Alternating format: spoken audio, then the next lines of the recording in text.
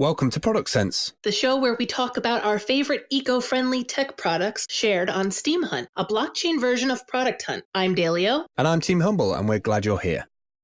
I wonder if there's an eco-friendly product to kill that bird. I know. Oh, that sounds terrible. It doesn't sound eco-friendly to kill a bird, but when you hear it at 4:30 a.m. every day. I'm telling you, this bird has an agenda. Like, I know that sounds very conspiracy theory, but it has two functions, and that is turning up at a certain time of morning and doing that, which is like a car alarm. It's almost like a mental health bird who's just heard car alarms going off and does it every morning. It's like, and I don't even mind the sound of birds, but that one in particular has a very, like, repetitive and very sharp tone to it. And it just, that's all he ever does is It's like a car alarm. It's like he's heard a car alarm. It's just like somebody busted into an Acura nearby, but all the time. He's trying to communicate to an 80s car alarm that no longer exists. Anyway, good morning to Product Hunt. How are you doing? I wonder what breed he is. If you know anything about birds and you can identify what kind of bird that is, maybe we can, like, send it a peace offering. Why are you looking at me like that? Okay.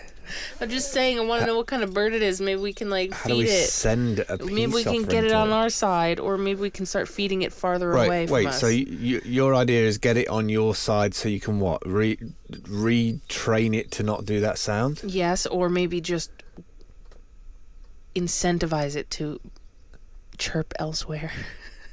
Wow. Okay. Trust me, when I try to do voiceovers... You've been on Steam too long, Bizer, if you're trying to incentivize a bird to tweet elsewhere. Will you be our witness? That's literally the antithesis of Twitter. Yeah. To go and tweet elsewhere. Anyway, good morning. It is Product Hunt. We determined to get this out today, well, this week, because we try and do them like Wednesday, Thursday, and we've just kind of not been able to do that. I think we have some topics today, but I do actually want to talk about the IEOs at some point for Steemhunt. We'll start there because, there's some exciting exchange stuff. Yeah. That we wanted to talk about last week, but I think it's better actually now that we're talking about it, now that there's actually 3 that have happened. Yeah, well, the third one is about to happen in 3 days' time. Right. It's kind of weird because ICOs were the thing that I was most concerned about when they launched a couple of years back, right? Which were like initial coin offerings. Mm-hmm. And I was really concerned about the idea of people putting money into something that didn't exist yet, like putting money into an idea of a roadmap of something that might happen in 5 years' time, knowing what I know about technology in terms of how it adapts and changes and evolves, and thinking, will that team even be around in 5 years? Will the technology be around in 5 years? And yet, a good idea and some storytelling seems to be the thing that can persuade people these days. I guess, I mean, you can look at like elections and the fact that President Trump, unfortunately, is in office. But like, it seems to really influence people. Like, if you come up, so for instance, one of them was a hydro idea, right? Which was Bitcoin mining next to a hydro dam, and you would have a percentage of how much you mined and yada yada yada. I love those guys. The story was fantastic. It was like, okay, eco farming of crypto, like using sustainable sources of energy to do it, no brainer. Yeah, absolute no brainer. And they got really far. They ended up with like 100 million. So there's all this ether and all this Bitcoin pumped into it. Probably from people who had mined it incredibly cheaply years before crypto was getting popular. So for a lot of these people, it might have been their savings, their investment of like, I'm going to invest in this because this is the next stage of this is if we're going to scale Bitcoin, it needs to be power sustainable. So it was a no-brainer. So it was playing on the heartstrings, you know? Yes. Like, so I was really annoyed about ICOs from the start, because I thought they were like... Well, the bottom fell out of those guys, basically. Right, because the middlemen who like playing the storytelling game, it fucking annoyed me. So when this came up, IEOs, I had no idea what IEOs were, like zero, right? Because it's like, oh, this just sounds like ICOs again. Why are we going down this road with Steemhunt? Like, Steemhunt's doing well. Like, why do we need to raise money, do this, get the Hunt token out in this way? So doing a little bit of research about it and looking into crypto in terms of South Korea and what they're doing over there. First of all, South Korea has probably got one of the fastest internet connections providers in the world, Yes. right? So they can move shit quick, which is perfect environment for exchanges. If anything that I've learned about Wall Street in New York and America in general in terms of exchanges, the faster your connections, the faster you're able to trade with an exchange, the more volume that exchange is going to get, Right. because people can get in, get out, and do what they need to do. Right. So South Korea is positioned perfectly for this. Yeah. And so I did a little bit more research, and they said, oh, yeah, we're going to work with this tokenomics company, which I thought was a big plus. It was like, okay, you're a team of two. You can't do everything. Like, you don't know everything about tokenomics. We certainly don't as mods and team members. Yeah. So they went out to a tokenomics company, which has helped them frame what the Hunt token is to the general population. Right. And then, obviously, at some point, they're like, IEOs are a new iteration of ICOs, but instead of it being an initial coin offering, it's this different way of placing the Hunt tokens in the market. Right. You know, you say there's this amount of Hunt tokens, there's this amount of bonuses, yada, yada, yada. There's a whole Right. bunch of other things. So it's actually based on more of a real world concept because it's an initial exchange offering. Right. So it's still abstracted because everything in crypto is a little bit of Still abstracted. speculation, Right. right. But at least it's not IEOs kind of seemed like they preyed a little bit on people who are ignorant because they saw crypto, they saw a fancy landing page, and then they were like, well, duh, I'm obviously going to make money because everything in crypto makes money. That's Right. what people thought, Right. a year ago. And all they saw was scale of like Bitcoin going up and up and up and up. Right. Right. So if you have an idea that is I would call Steemhunt more than an idea, and the whole Hunt platform more than an idea, but it's also now pegged to a real actual exchange, and I think that's kind of like the anchoring point that makes it a little bit more Right. real. But it's interesting. I mean, some could argue it's almost another Wolf of Wall Street situation where the penny stocks are now the exchanges. Yeah. Yeah, like, it feels a little bit Well, like there's so many exchanges. right. Yeah. And you can spin up if you're a smart team, you can spin up a thing. You know, Yeah. like Daybit, I believe, is like top 20 in the world in terms of exchanges. But it's interesting how innovation changes things in the world. Like what value is to you? What do you interpret that as? The fact of the matter is, Daybit uses this brand new kind of like coding system, which the developers love. Right, so like I know Tabris loves their infrastructure, which then attracts them like a moth to a flame. Like, oh yeah, I love the coding, I love the development. This is going to go somewhere. That ends up with like getting market share and buy-in from developers. It's a bit like Apple and their App Store. Like if Yeah. I can put my app on the App Store and now I'm going to get a certain percentage, I don't mind giving Apple a certain amount because I'm going to get exposure. Right. So that's an interesting like chicken and egg situation. Well, for and me. I imagine that developers have been probably really frustrated for years. Oh yeah, absolutely. If exchanges haven't been built with developers in mind, that Absolutely, has to be 1,000,000%. a nightmare. And I So- wouldn't be surprised if a lot of those developers like end up being like black hat and try and take the exchange down purely to make a point to drive innovation a bit further. Nobody Yeah. would admit it, but I'm sure they do. So anyway, the IEO happened with the Hunt token, and unbelievably, I say unbelievably because I when you're like at the coalface of a token and the token sounds good, but it doesn't have a value, you don't own it. You know, like Yeah. it doesn't matter how many you've got in your wallet. Like they're not real. Like Yeah. you don't own it. So, in my mind, everything to do with taking part of a community is always a gamble. Sure. Right? You're taking a gamble on your time. And you're not sure if you're in an echo chamber or not sometimes. Right. Like that's something that we're interested in and we've been dedicated to. We've been mods for about a year or Yeah. coming up on a year. Yeah. And obviously who do we interact with? Other mods, other users. Like Right. those are the people who are obviously going to support it. So it is a little bit of a feeling, and I'm sure this is magnified times a million for like Tabris and Project 7 to like put it out there into the real world and be like, Yeah. our baby's out there. Let's see if people actually Understand- put yeah, their get money it. where their mouths are, right? Yeah. I think you're absolutely right. I think you nailed it. I don't think I've got anything more to add to that apart from what I will say is that again, it feels very much like the ICOs in that I'm putting it, instead of money, I'm putting my time into it because I believe in it. Right. But also because it's based on something that I did before. I did brand advocacy. I didn't do it for long. I did it for like 4 years for a variety of companies. Loved it. But I hit a wall with that, with the people that I met, where I realised that a lot of those people in the scene were kind of getting paid off for their reviews. Right. So a decentralized version of that appeals to me because I hope, again, it's a hope that it balances out the playing field. Right. So we don't end up with a top-heavy group of 10 LA influencers who all look like perfectly dressed, have single-speed bikes, and get all of the sponsorship deals from Canon. I would like to see 100 or 1,000 or 10,000 product reviewers in every country with their opinion on it. Like, I would like to have a worldwide debate on why we put out drones that are $50 that have a battery that takes 10 hours to charge and lasts 15 minutes. Like, from a sustainability point of view, why do it? So like, I want product reviewing to evolve. Right. So that's why I got involved with it. Right. It's like, I want it to evolve. So anyway, so it's a gamble. So the IEO's come up, and I thought, yeah, you know, token.steemhunt.com, it's got a tight ship, it's got a good roadmap, it does what it says it does on the tin. Like, they've got Steemhunt, they've got Idea Hunt, they've got Review Hunt. These three verticals as such, like, they're very powerful. Project 7's got a brilliant design aesthetic.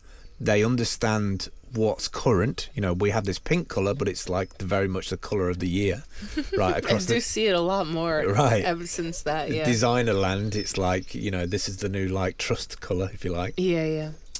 So I was. It's a gamble. So I was really, really, really surprised when the first IEO sold out in 3 minutes. Yeah. I was like, what the fuck? 3 minutes. I was like, okay, so in terms of packaging, in terms of intention, in terms of what the Hunt token could be, investors on the outside, and I don't know if it's from bonuses, I don't know if it's because they just had like a bag of ETH or Bitcoin, but people who haven't been community members as such for maybe 9-12 months and just see it as like, this is a no-brainer, it's 0.02 a share. Yeah. I can't lose if I buy, I know, for some people, $5,000 is a drop in the ocean. Well, that's where I came into Steam at. It was about 2 or 3 cents. Right, so it's not, and when you've been around long enough to see where, even though people think that it's down now, it's at 50 cents. Right. So, when you've been around long enough to see how things can grow, I think, you can definitely start seeing the trajectory. It's not a stretch to imagine. And a lot of this where is just a time-based period, right? It's like people get it just. I think a lot of people in crypto are just waiting for people in the world to wake up to the fact that that the majority of stuff is inefficient. Big corporations that we've used for years, leaking our passwords, selling our data. As soon as people get annoyed enough about the fact that those things happening, and there is mass migration from those platforms to other platforms. Right. Or even just control of a message. I don't think that people are, and I agree with you, but it baffles me that people are not as concerned with their data as they should be. They really don't even care. Like, okay, fine. Like, nowhere I went and got ice cream last week. What do I care? Right. That's fine. But I think the real annoyance is going to be, like, from the angle of, well, it's actually curated what you see in terms of news, and the picture, or the way that the picture of Hillary Clinton in that photo was framed is going to look a certain way to you because you live in this area. Or what, when the messaging starts getting controlled that way, I think that's going to be the part that people are really going to, I'm hoping, they're really going to have a reaction to, over even their data being leaked, which is crazy that they don't care. But I just think the messages, I think you're in a tug of war between looking for real and looking for real and the balance between your own entertainment. Like, I love the idea of a feed being suggestive to me of things that I might be interested in. What I don't like is when that feed is manipulated by the opposite team, right? Because they're trying to still get buy-in on their product, which, right. Anyway, bygones. Yes. So anyway, the first exchange happened, done. Wow, amazing. It was like $60,000 or something. Like waking up the next morning being like, oh, things are different now. Yeah. Like, it really did feel like... It felt like validation. Right. Out of all the Steam projects or communities that I've got involved with across the blockchain, I feel like this one is the most sincere to me because I've put time, effort, support, messages. Yeah, we've had fallouts with people on there. Like, it's just, when you have an opinion online, everybody wants to make a beeline for you. But like, I feel within the first 3 months of Steemhunt kicking off, everybody had an opinion on it, and then it shaped where it is today. Well, because, and also in its like extreme infancy a million delegation got dropped on it. Right. And it was a good thing, of course. Like, it was really exciting, and it was part of the reason why they were able to take us on as mods. Yeah. Excuse me, but it was also like handing a toddler a Ferrari. I wonder if at some point, depending on how this IEO goes, and I wonder if it's in their thought process, Project 7 on Tabras, they've already raised maybe about $200,000, right? I wonder if they, depending on how much they're raising this third one, I wonder if they could get to a point where they've actually then got fiat that they can go and buy their own Steam and just go back to Mr. Delegation and go, there's your delegation back. Yeah. Because that, for me, would be a DAP game changer on the platform. It's a bit like what Wistia did when they bought they bought their own debt. When they bought their own debt back. Yeah, that is a power move to be like, we don't rely on any outside delegation. Because that, for me, if I was somebody like Ned putting delegation in and seeing a team who's done that, like, if I was Ned, I'd be like, no, keep it, or like, how can we help further? Yeah. Because I see the Hunt token being a lot bigger now than Steam in some ways. Yeah. And, you know, rightfully so for the other dApps as well, like Steam Monsters, all those other ones. They could go off. I mean, everybody wants to support Steam because it got them there. Right. But what I'm saying is that from a outside world view, most people don't give a shit about blockchain, or ever will. Yeah. Well, and that's what I love about what I feel like we're just like kissing Steemhunt's ass today. But, Yeah, we are a bit. But what I love about it as an app, it's a very...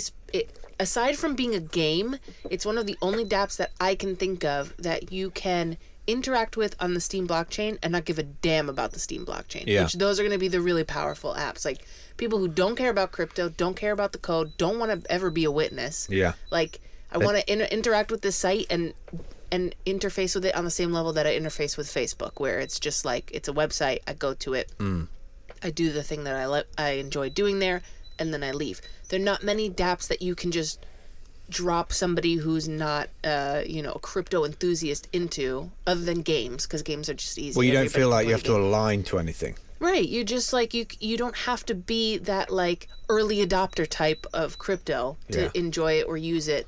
And do you like products? Do you like do you like gadgets? Do you like products? and you can explain it to anybody in 10 seconds. Yeah. Not like, oh, and then you got to go over here and you got to secure Right. this 19 Right, phrase, right. blah blah blah blah blah, and then you got to go here. Like, I could say to my grandmother that I could explain it in 10 seconds. So I think it's a perfect app. I think we've been waiting for dApps to do that for the Steam blockchain for a long time. I think it's like the model. That's the one I can think of at the minute. That's not a game. Of course, games have an easy entry point because it's just like, Well, I know. play this monster game. Okay. I know you could quite easily, somebody like your brother, you could say Right. to your brother, go to steemhunt.com, go to the top right hand corner, follow the sign up procedure, put your phone number in there, you'll get Yeah. your Steam details.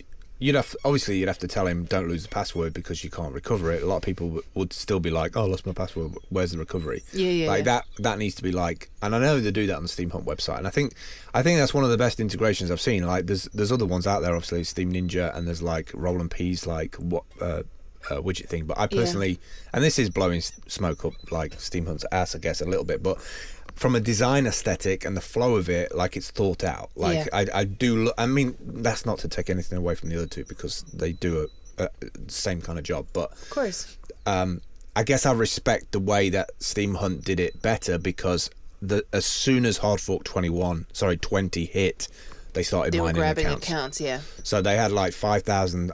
I don't know how many it is today, but they've got 5,000 like mined accounts. Yeah. So people don't have to pay for them. Yeah. So I love that because for me, I've grown up with technology and gadgets and tech. So it's a no-brainer for a blockchain dApp, right? It's like, let's build a community around people who buy stuff. Like fucking everybody buys stuff. And do you know what the best thing about being... Oh my God, I hate how much we're gushing over Steemhunt right now. But the best thing about it, and I think I might want to just like start a little hashtag around this, is I'll see things from Product Hunt, I'll see things from Beta List, like all those like similar type High of up there, techie sites that... And I've seen it on Steemhunt like 3 months before, and I'm like, get it together, guys. We had it on Steemhunt first. And I love that, like, especially for people who, and I don't personally get off on like being the first to know something, Right. but it just drove home the fact that like, because there's a competitive leaderboard we have competitive people. Yeah.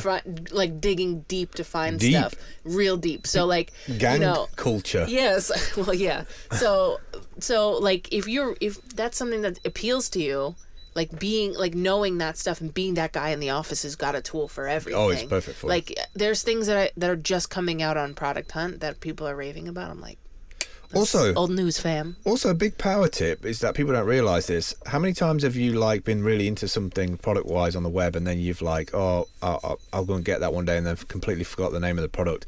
Like Steemhunt is the perfect bookmarks list. Yeah. Like you can go to I've my gone profile. back a couple times. Yeah. You go to my profile on Steemhunt, and there's like 800 like links there to cool stuff on the internet. Yeah. So if you have any friends that say, "Oh, I'm bored," like on the internet, I'm bored, send them to Steemhunt. Yeah. There's no way they can be bored. There's so many things that they can be either like, and I'm not talking about buying the product. It might be like, drones. I should learn how to fly a drone. Yeah, but Do you know what I mean? But even for web tools, like aside from like, okay, obviously you're gonna when the new Samsung phone comes out, that's gonna get hunted once Right. because you can't have duplications, and then that's that, and everybody knows about that phone. But like sometimes little asset managers or like places to get icons, for your website, or Found some great stuff. like little meditation apps. Like there's really, really cool niche apps on there that I wouldn't have found anyplace else. And if I wasn't a mod, I certainly probably wouldn't even find them because we have to go down the list. So all right, so closing up on the IEO stuff. So they did a second one, and that was even crazier because that one, I can't remember if it was Daybit or I can't remember what the first one was or the second exchange one, but basically I was a bit concerned about the second exchange because if you're selling out in 3 minutes on the other exchange, and it was like 114% over what the allocation was. right. Dale's bringing up Steemhunt, I think, so we can have a look at which was the first exchange. IDCM Korea was the IDCM, first that was it, one. yeah. That it was, and then that was like the 14th through the 18th, sold out in 3 minutes. Yeah. And then the Probit was like, sometimes I would think you would leave like maybe a month, do one a month or one every like 2 weeks. The next one was the 22nd. Right. That was Probit. Right. So the thing was here is I was a bit concerned that like you'd kind of I felt like it was saturated in a way. Like if you put an IEO out there and you're out there, and it just shows you the power of having multiple exchanges.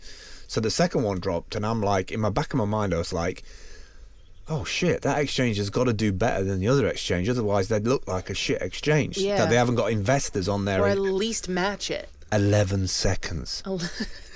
Like, but that was from one of my point is that was like from 4 days later from the first one too. Yeah, but totally different exchange, totally different investors, supposedly. Right. But here's the interesting thing is when you've got people buying up as much as they can within 11 seconds, you're at the level of people buying tickets for concerts. How do you mean that? Well, because like you're just saying like the way that the demand is. the demand is, yeah. I mean, like you take I can't think of the event in the UK, but like oh god, like Glastonbury. Glastonbury, thank you. Glastonbury sells out in minutes. Yeah. So like we're starting to see a value. I feel like we're starting to see a value shift of people buying into not just short-term happiness or entertainment by like, yes, I've got my tickets to go to an event for 3 days. People are like buying into something like, this will be the future of this. Yeah. And it's a shame that ICOs have kind of caused so much misery in some ways because people have lost so much money on these things. Like that 100 million hydro thing that I was on about, that fell apart because of the team in the end. And that wasn't even like a shady one. No, not at all. Like that once was established. Legit. It wasn't even just an idea. No, they had legit. it like up and running. We were thinking about containers, they had like team and they had like video. they were putting out updates like constantly. Yeah. I mean, that was something we watched for maybe about 6 months. In the end, it was some guy in a suit falling out with another guy in a suit, which pisses me off about business. The reason why I don't interact And there with goes your business and middlemen is because, like, a great idea like that has now been lost. Well, I feel like somebody might pick it up and do it the right way. Somebody hopefully. might pick it up, but like the way it raised its money has diluted the offering for me for the future. Like we keep doing this as humans on planet Earth. We keep on hoping that somebody else will take care of it. Sure. Like at some point we have to be like, what are we fucking doing? Yes. Like in the same way that we have like presidents and people in office, like our May, and Trump, like they shouldn't be in for 4 years. Should be in for 1 year, and it should be like blockchain immutable voting. I like agree. Anyway, bygones. Anyway, so we should talk about that on the So other in 3 podcast. days' time, Yes. They're going to the third exchange. We have Daybit coming up. Now this April is 1st. this is interesting to me because from a cultural perspective, it's the most craziest idea to launch the third round on April Fool's Day. It's April Fool's. You're right. Right, That's on awesome. the 1st of April, So April that's Fool's. Monday. That's going to be Monday. But culturally, I don't think Koreans have April Fool's Day. Probably not. So here's the thing. Here's the thing now, right, about globalization, is that everything that you ever like, oh no, you can't launch on. It could be a scam. Like nobody, we don't know if it's real or not. Well, at least they have 2 other So exchanges that they can this to back me it. is way brave to like launch on April Fool's Day, or it might actually just be a really smart power move of like, you know, I don't know. Well, they Mixed messages for me. I don't know. I mean, you could argue that all business has to just halt on April Fool's Day, so we just make sure Nobody's that going to do that. nothing is going to go That's down. not going to. You can't So just obviously, like. Yeah. So that's hilarious to me. yes. And I just hope it sells out in. What would be the perfect scenario for me is that sells out under 11 seconds. Yeah. Because also the exchanges are in a really weird, interesting position as well. Because if it doesn't sell out in 11 seconds, are you as good as the exchange before you in terms of your messaging to your investors about tokens that are coming up? Well, yeah, like that. You're not like really scraping the bottom of the barrel for tokens. Like you're out there getting Does it influence best of the people? best. Does it influence people to move exchanges? If Yeah. you know that this team on an exchange can help a tokenomics company or a token like Hunt get sold within 11 seconds, where are you going to move to? You're going to move to that exchange. I think David's in the best position because everyone who missed out on the first 2, Yeah. there's double hype, there's double Sure. scarcity like mindset. 11 seconds if you logged on in 12 seconds, or even if you were just like a regular You're right. person. You're right. And you were, you just were Shit, like, I missed out again. yeah, like, oh man, I wish, you weren't the one who was waiting for the clock to turn to press the button, and you just thought maybe like I'll support it with your extra income. That's maybe interesting. David is your last. Maybe David is your another opportunity for you. You got the plumber Keith who goes to the first exchange and doesn't manage to get it in 3 minutes. Yeah. He's like, fucking hell. And then he goes to the next one, doesn't get it in 12 seconds. He's like, right, I'm tripling down now. Wait, was it 12 seconds? 11 seconds. Seconds, not minutes. No, the second So it one was was 11 3 seconds. minutes, 11 seconds. Yeah, no, 3 minutes for the first exchange, 11 seconds for the next one. That's what I'm saying. So like, there's people who for sure missed out at least on the second Absolutely, Probit one. absolutely. So now, and I don't know if you did mention it earlier when I went to the Steemhunt site. It's on the front page of Steemhunt. Yeah, left like side. with the countdown. So everybody logging in on the daily is like reminded this is the one. This is Right. and it looks like the last one for a while. And it's jumped up on Steam apps as well from like 11th place to 7th place. We're never going to be drug wars, but like it's up there. It's in the top 10. Yeah. So, I mean, you're going to have the plumber Keith who loves techs and gadgets who's just found out about Steemhunt because of, like, selling Yeah. out. There's going to be a massive amount of people just turning up because they're, like, sold out in 11 seconds. What that's, like it's a... Yeah. And I think these exchanges, like you said, are getting access to people who wouldn't typically be exchange people or exchange hunters. Right, Like, I have never heard of IDCM, well, obviously because that's a Korean exchange, but Probit I had heard of, Daybit I hadn't heard of. Yeah, Daybit is the one...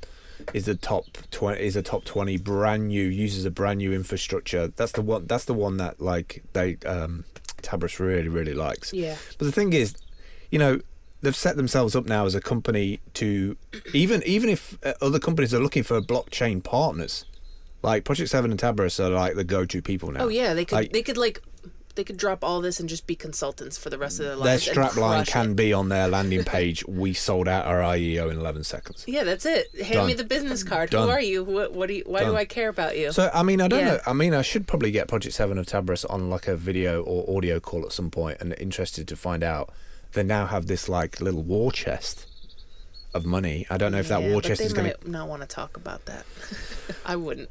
Well, fine, but I would love for them to talk about it in terms of... Does that set them up in terms of... Because, look, they more than us have put in their time and effort into this dream on no money. Yeah. On speculation income. Yeah. Right? Like... And hours. Many hours. The delegation didn't come from them. The delegation came from Ned. Right. So it's not their money. Like, all of this is like a hope and a dream. Right, and knowing also that the delegation could poof disappear any second. Like a couple of weeks ago, a bunch of delegations got pulled, and that must have been like a very big. I think that's smart, wake-up actually. call. I think that's smart of the guys to have gone this way, because now they're like a year in, almost like a startup, and being like, okay, we have money, we have a physical war chest of fiat now out of Hunt tokens.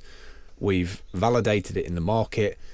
Even if like we go forward for the next year, we can do Review Hunt and Idea Hunt, and we've got money to pay Tabris, got money to pay Project 7, and they've still got the delegation. If the delegation gets pulled for any reason, they've still got that pot of money to turn into Steam if they wanted to, and jobs are good. I mean, I will say that they've been extremely like forthcoming and open with blog posts of being like, this is what we're doing, this Keep is pushing. where we're going, Keep pushing. like this is Keep where shipping. you know. So I'm just saying, I think they'll probably talk about that at some point, but because they have always been really open with like, this is what we have and this is what we're doing with it, these are the resources, this is how they're getting they're the most divided. For me, they're the most consistent shippers of code. They have like a really, you know, if you're going to work, you can really tell a lot about a startup, or like startup methodologies, even if you don't know them inside out. You can really tell a lot about a team, the way, how often they ship, or how often they communicate, and from just little things, you know, like when HF20 came about and we had like 3 days of no RC and no mana, and everybody was panicking that was the end of Steam because nobody could post, and it was like, why have I got minus 300 million like RC credits? And so what they did is they built a nice little piece of code that they didn't need to, but from a presentation point of view, being able to visually see these 3 bars in your profile of your RC and your mana, those little things are almost like being in an old people's home where somebody just grabs your arm and helps you go to the toilet. Like little because things. when you feel like you're floundering, any bit of information becomes like an anchor that you can. Details matter. Details matter. True. But let's talk about some products. Let's do that. Because I want to talk about products. Go for it. Well, okay. we're 30 minutes in, so this could be the good closer. Okay. Well, yeah, because we haven't done products in like 2 weeks also, so I'm like I have some good ones I've been excited about. Get it. And if you're new here, we try to focus on eco-friendly products and things that we think will make the world a better place, not just like the latest, coolest, hypiest things. So this one is called crowd farming, and it is kind of like owning a decentralized farm by proxy with you and a bunch of other people. And I freaking love that. Sustainable farming for committed human beings. Crowd farming is a new, transparent, and sustainable way to source your food. Adopt a tree, an animal, or a part of a garden. Receive fresh food cultivated just for you straight from the farmers, and help fight food waste. You just said all of the things that I love in one paragraph. Is crowdfarming.com. And you become like, you ever go down a highway and you're like, you see like, this highway has been adopted by the Boys and Girls Club of America, whatever. Yeah. It's kind of like that, but for an actual farm. Nice. And I would love it if it worked on a blockchain. I'm not sure it does, but meet the farmers, adopt and plan your harvest, let the farmer and nature work, receive your harvest at home. So I think a lot of farmers are struggling, and I feel like this is a really great way to have like a community come around a farm and be like, okay, what do you need? We can help you with money. You know, you have the expertise of actually running the farm. One of the biggest things, I think, is finding the right people to volunteer for these things to help out. I would absolutely 100% help out with something like that if there was a farm nearby. I mean, you can, and it's divided by farmers and projects. So like, this is a goat cheese farmer. This one is organic lemons. I mean, come on. Yeah. Aloe vera leaves. And a lot of them are overseas, like Colombia. See, a lot of those places, you could almost like build little incubators for building, you know, quick fire, minimal viable product kind of startups. The aloe vera, like you could make a whole like skincare range. Oh yeah. You know. Yeah, and you could have exact traceability, and you actually have like stock in that farm. You actually have part ownership. I think this is where technology to me gets the most exciting. It's because I know we make enough stuff. The problem is we don't often have the distribution stuff locked down, getting it to the right places. It gets governed by somebody else who just wants to make sheer profit on it. They just want to buy it cheap and like sell it for as much as possible. Right. It's almost like if you can think about how Kickstarter works, but for a farm, because what you're doing is you're buying into this upcoming harvest. So this, or like an Airbnb. So the farmer says like, hey, this is a specific harvest that I have coming up in a couple months.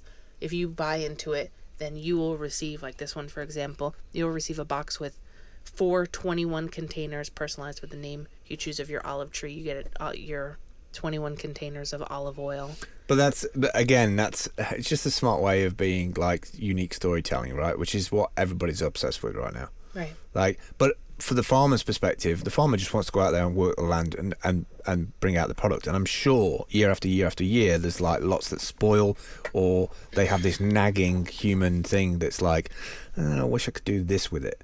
You know, I wish I could do that with it. Think about if you have a really great harvest, and that like excitement is spoiled by the fact of like, oh my God, who's the buyer for this? Like, how am I going to move this stuff? And so the farmer has the peace of mind of having people ready, willing, and waiting. Yeah. For that stuff, and it's awesome because it's like you can kind of cherry pick the projects that kind of appeal to you, and then you don't enter any long-term commitment. If you enjoy the experience, you have the option to renew the adoption of your tree for the next harvest season. Brilliant. Or you can just like move on to something else. I love it. It'd be really cool to do with kids too. Be like, this olive oil that I just put on your food right in front of you comes from this tree, from this guy. And accountability. That we've been supporting. So I absolutely love that. That would be really good, actually. Talking about blockchain with that, building smart contracts into that. So like you can pass them on in kind of a will of like, not just money, but like to your children or the next generation, be like, you have shares in this. There's lemons over here. There's things over here. You know what I mean? Like this almost like roadmap. There's a DAP there somewhere. There's a DAP in that, like decentralized. Here's your food wellness map of people in 50 miles that you can go and volunteer with. Yeah. You know, one of the biggest problems I had growing up was like 16, 25, all these different ages where you think you should be doing certain things in your life. There's no roadmap for that. There's no little catalogue from the council at 18 of like things you can do with your life. Mm-hmm. Like there's definitely things. The internet is primed for positioning us at the time of our life in a certain journey that we're on. Yeah. So I'd love to be able to get to 18 and get a little booklet or a little email from the government saying, hey, here's 100 things that you can be involved in. Yeah. Do you know what I mean? Yeah. And something like that would be perfect. I would love to see my daughter and her friends go to a farm for like a week and work the land, and at the end of it get a smart contract of like ownership of the next harvest, and then going back to pick it up and being like, you know, when you work for a week, well, there's your output from it. Yeah, really cool. I also hunted, if you're interested in this, I also hunted one that has to do, it's the same concept but for meat. So farmers are, I remember that. Yeah, like portioning up like cuts of meat and things, and that's also kind of contributing to the same ethos of sustainability and avoiding food waste, instead of these farmers just like throwing everything they have at the supermarkets, and then the supermarkets hoping that they sell it. Right. So if you're interested in that, that's on my profile somewhere. I can't remember the name, and I'm sorry. The next one that I have is awesome, and I want it. And like last week was the week for me of like non-essential but cool and eco-sustainable products. This is a Milea leather watch, Paula X Milea. And it is what watch. Did you just say? It's a watch made out of mushroom leather. No way. Like, fuck me up, fam. Wow. Yeah, and they're obviously beautiful. They're wood, and the mushroom leather is stained to like look totally perfect and beautiful, obviously. And is this a product that will change my life? No. Is it, you know, a luxury item? Of course, but I have to support something that proves the concept of mushrooms or an alternative leather being like normal. Like if that can just become like not a novelty and a normal commonplace thing, if more and more companies can adopt that I wonder if our whole process. Growing crops thing might be better if we grew mushrooms en masse, because I presume it's the mycelium mulch from this stuff that can be reused to make to build these things. Well, not only is it sustainable on that end, but on the way in, one cow, to raise one cow for leather takes 10,000 pounds of feed. 70% of the hide mass is discarded. Toxic waste and carcinogens are used to produce the hides, and then that also results in volatile pricing, quality, and availability. So, like, it's just not killing an animal, whether or not you have feels associated with that or not. Killing a massive 2-ton animal for leather for a watch is dumb. It just doesn't make sense. Right. Just even from a money perspective. So Especially obviously for vegans will love this. Especially for a single function device. Yeah, I will be honest though, like, because it is just, I don't know, I have a weird relationship with the idea of wearing a watch that tells you the time, when after watching Star Trek Discovery and seeing a mycelium network where they can transport a big ship through it, a watch seems quite insignificant. Right. But I do love that mycelium idea of mushrooms, because they'll use it for their server packaging. But, like, no one's going to buy a mushroom jacket. No, of course not. In 2019. No. But, like, if you have a bunch of people walking around being like, oh, yeah, check out my watch, it's made out of mushrooms instead of leather. Like, then that plants the seed in someone's mind of being like, oh, mushrooms can be leather. That's it. That's all I want for people to be thinking about right now. I get you. So, all right, take us home. Okay, last one. Man, I want that watch, though. There was another pair of shoes, too, but I was like, let's not just be totally vapid. They were sustainable, but they were also expensive. Folding something? Yeah, I keep want to pronounce this word as a phorocopter, but it's phoropter. Phoropter. Yes. It is think about Google Cardboard, but to check somebody's vision in a third world country. Oh, wow. So it actually takes, like, not an entire eye exam, because obviously that has to do with your eye health and everything, but just for your prescription. Interesting. It takes your entire doctor's office and it puts it in this little, it almost looks like a spyglass Love thing that slides forward and backward, and you have the person, and it's made from cardboard. It's completely flat pack, so they can mass ship them out. And if you look on the website, you can see it's like this cardboard tube, super cute, like, designed obviously, but it's got your the millimeters of I don't know, dilation or whatever that to measure your to measure what your prescription should be. So they're shipping these into, like, low income or third world countries, and kids and people are getting their eye exams, like, done on the spot. Cool. So that they can get fitted for glasses. And that is awesome. As somebody who's extraordinarily blind without glasses or contacts, if I lived in a third world country and I didn't have access to that, that's like a huge handicap. Debilitation. As like a way to survive. I'm literally blind as a bat. So instead of, like, if you picturing that whole device that they put on your face, this is like this little thing that they can just ship out, and it's almost toy-like. Yeah. And 90% of people with uncorrected refractive errors worldwide reside in rural and low-income countries. So that's like a huge... I mean, how can you... That seems so basic. If you want to revitalize and rehabilitate an area or a country and the people there can't even see properly, I feel like that's kind of like a baseline that we need to get everybody on the same page. Like, let's not worry about them getting 4G internet first. Let's get them seeing. I mean, you can't do the very first thing, which is go and volunteer and help out at that farm or those farms if you can't see, like... Right, you can't even do manual basic labor. So anything that... this is where... this is the reason why I still stay around with technology, even though that thing's pissed me off in technology, like in the way that things are exploited. Things like this are hugely valuable, and I hope as well that it influences people's decision making in terms of what value they can bring to technology circles. Yeah. When you're, the takeaway of the karma that you give to somebody by, taking that frustration out of their life and restoring some kind of, like, potential future, Yeah, exactly. It's kind of huge. It says uncorrected refractive errors are the largest cause of avoidable blindness in the developing world. Visual impairment can have an immediate and long-term consequence in children and adults, such as lost educational and employment opportunities, like you just said, and impaired quality of life. So, like, the fact that, and I was so annoyed because I found this, like, randomly, and somebody had beaten me to it on Steemhunt, so I wasn't able to be the one who hunted this, but I'm glad that it's out there, and I'm glad that we're talking about it, because things like this kind of like restore my hope in humanity. Yeah, I know what you mean. The fact that people are making really low cost, like sustainable, elegant solutions to huge problems is like, come on, that's freaking awesome. So it's called the folding Velociraptor. Yeah.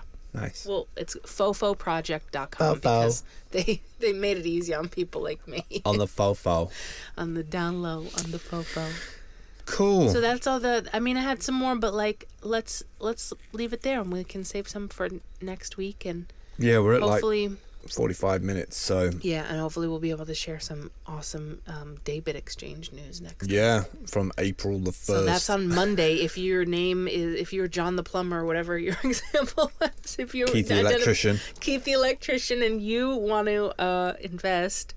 This is not financial advice, by the way. It's not financial advice. And also, I think we should mention, I know this is probably clear to a lot of the power users, but even if you don't have a dime to invest, by hunting, you can say, I would prefer hunt tokens instead of Steam as my reward. That's right. So just hunt a bunch and get some that way. So that's another way to...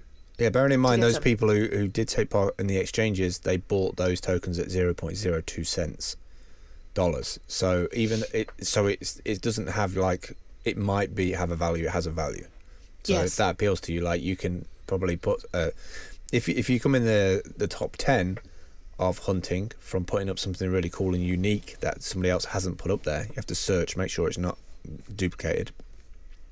If you come in the top 10, not only can you like earn a dollar amount, which obviously then translates into a Steam amount, like Dale says, you can hit this little bonus button in the submission form to get that as in hunt tokens. Right. So before you post, you can decide, would I like to receive my potential rewards as hunt or as Steam? Yeah. So like, come on, that's just like your time. No-brainer. That's like an easy low entry way to get some, and you don't have to be waiting at your computer and then be disappointed 11 seconds later. Yeah. Yeah. All right, guys, that's it for us today. Thanks for tuning in. Really appreciate it. Do retweet, comment, all that stuff if you are inclined, and we will catch up with you next week. Bye.